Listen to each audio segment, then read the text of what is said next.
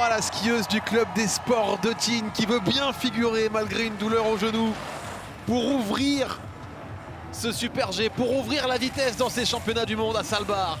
Allez, on va découvrir ce Super G avec Laura. Une première partie avec quelques courbes. Maintenant, c'est important d'être très profilé.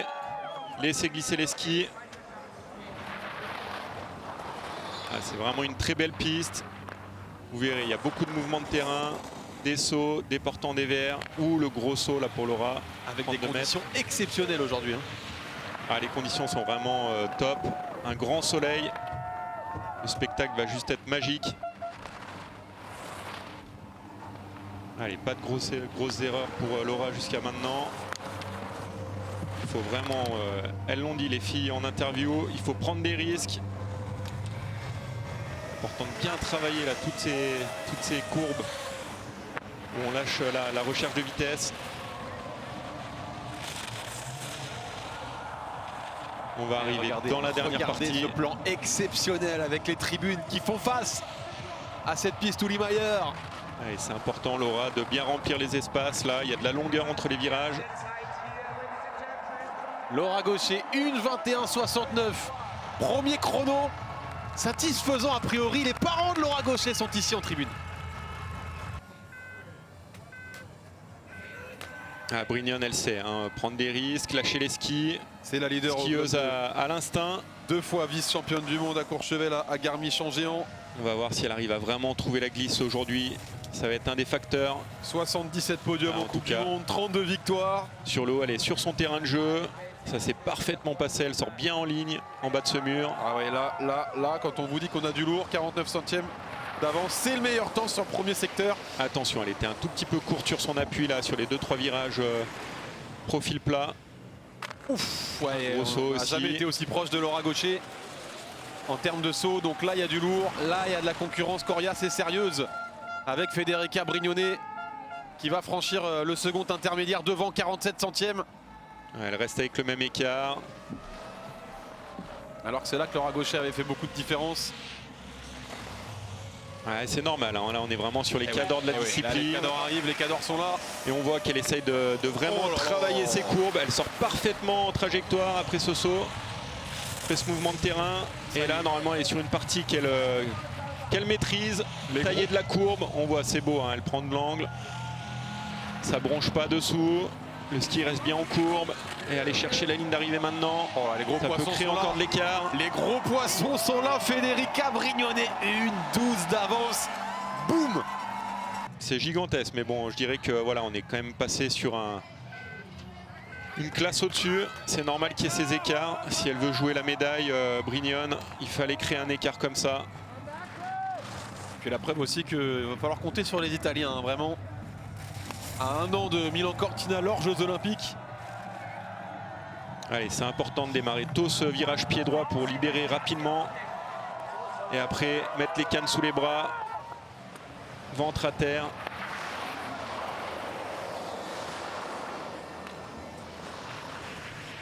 Vice-championne du monde de descente en 2017. Elle est 9e du classement de Super G, Stéphanie Venière, l'Autrichienne.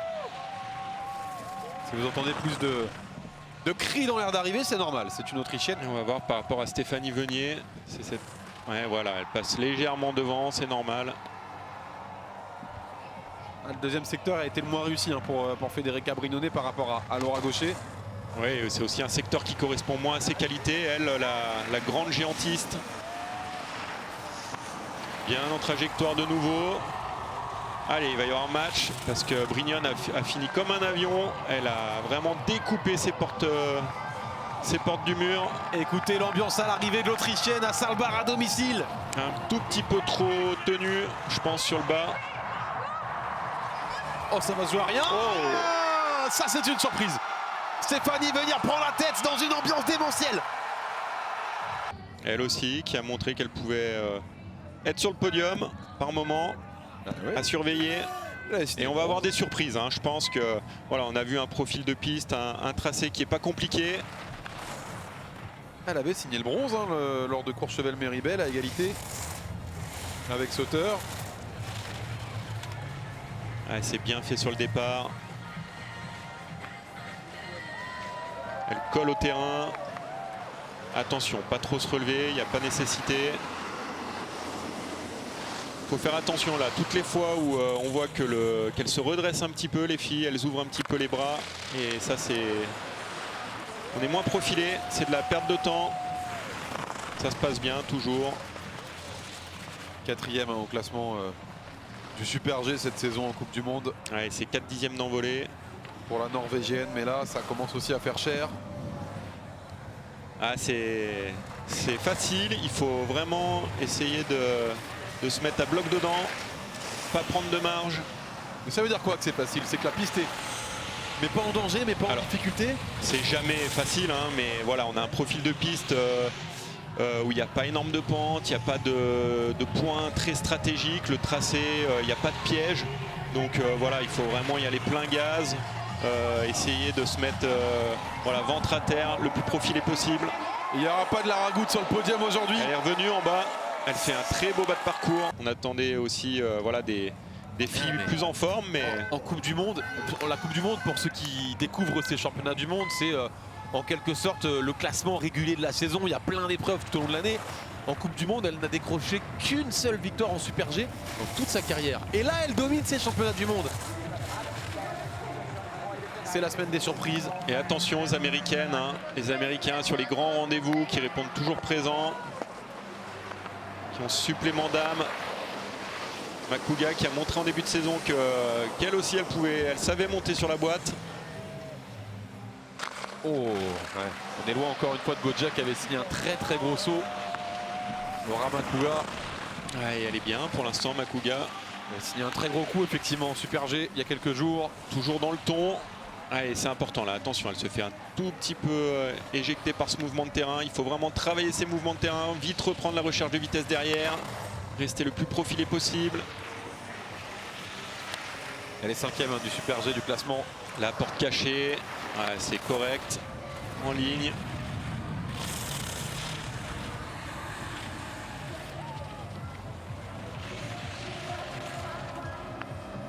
Qu'est-ce qu'elle est impressionnante cette aire d'arrivée.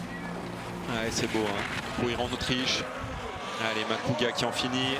Et qui va terminer sur la 3e place. Makuga, la joie pour l'américaine de 22 ans.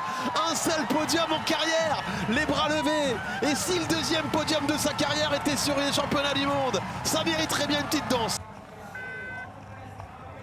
Allez, toujours avec... voilà, c'est...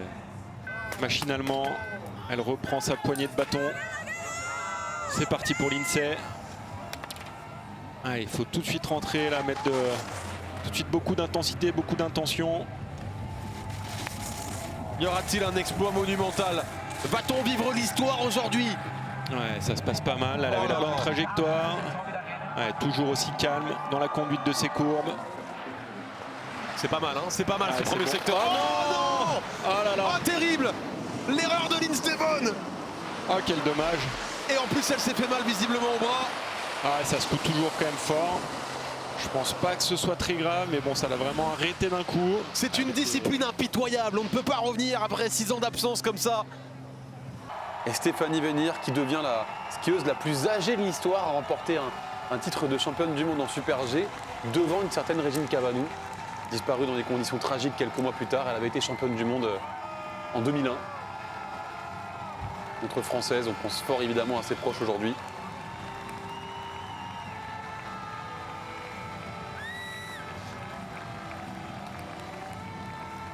La plus grande offre de sport accessible à tous, disponible sur le site L'Équipe dans l'espace TV.